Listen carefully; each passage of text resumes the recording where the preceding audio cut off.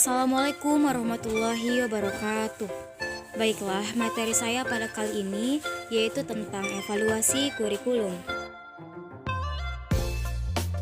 Evaluasi adalah suatu tindakan atau suatu proses untuk menentukan nilai dari sesuatu. Nah, bisa dikatakan evaluasi kurikulum ini adalah peneliti atau menilai kurikulum yang mana kurikulum KTSP, kurikulum 2013, dan kurikulum Merdeka Belajar. Evaluasi kurikulum ini bisa dilihat dari sumatif, formatif, dan psikomotorik. Menurut Taylor dalam bukunya Hamalik berpendapat bahwa evaluasi kurikulum pada dasarnya adalah suatu proses untuk mengecek keberlakuan kurikulum yang harus diberlakukan ke dalam 4 tahap. 4 tahap diantaranya adalah evaluasi terhadap tujuan pembelajaran, evaluasi terhadap pelaksanaan kurikulum atau proses pembelajaran yang meliputi metode, media, dan evaluasi pembelajaran, evaluasi terhadap efektivitas, baik efektivitas waktu, tenaga, dan biaya, dan evaluasi terhadap hasil yang telah dicapai.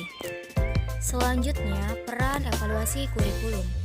Evaluasi kurikulum memegang peran penting baik dalam penentuan pelaksanaan pendidikan pada umumnya maupun dalam pengambilan keputusan dalam kurikulum. Prinsip-prinsip evaluasi kurikulum. Yang pertama, tujuan tertentu. Maksudnya, yaitu setiap program evaluasi kurikulum itu terarah dalam mencapai tujuan yang telah ditentukan secara jelas dan spesifik. Yang kedua, bersifat objektif. Maksudnya adalah harus sesuai dengan kenyataan yang ada. Yang ketiga, bersifat komprehensif, yaitu mencakup semua dimensi atau aspek yang terdapat dalam ruang lingkup kurikulum. Yang keempat, kooperatif dan bertanggung jawab dalam perencanaan, pelaksanaan, dan keberhasilan program evaluasi itu adalah tanggung jawab bersama pihak-pihak yang terkait dan saling terlibat dalam proses pendidikan, seperti guru, kepala sekolah, orang tua, dan siswa itu sendiri. Yang kelima, efisien. Maksudnya, efisien dalam penggunaan waktu, biaya, tenaga, dan peralatan yang menjadi penunjang. Dan prinsip-prinsip evaluasi kurikulum yang terakhir adalah berkesinambungan. Hal ini berkaitan dengan adanya perbaikan kurikulum sehingga peran guru dan kepala sekolah sangat penting karena merekalah yang mengetahui pelaksanaan, permasalahan, dan keberhasilan dari kurikulum yang diterapkan. Selanjutnya, model evaluasi kurikulum. Yang pertama, evaluasi kurikulum model penelitian atau disebut dengan Research Evaluation Model. Yang kedua, model evaluasi kurikulum yang berorientasi pada tujuan. Yang ketiga, model evaluasi kurikulum yang lepas dari tujuan. Yang keempat, model campuran multivariasi. Yang kelima, model Evaluation Program for Innovator Curriculum atau EPIC.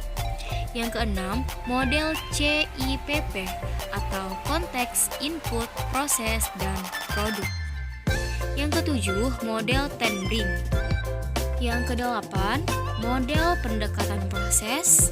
Yang kesembilan, model evaluasi kuantitatif. Dan yang kesepuluh, model evaluasi kualitatif.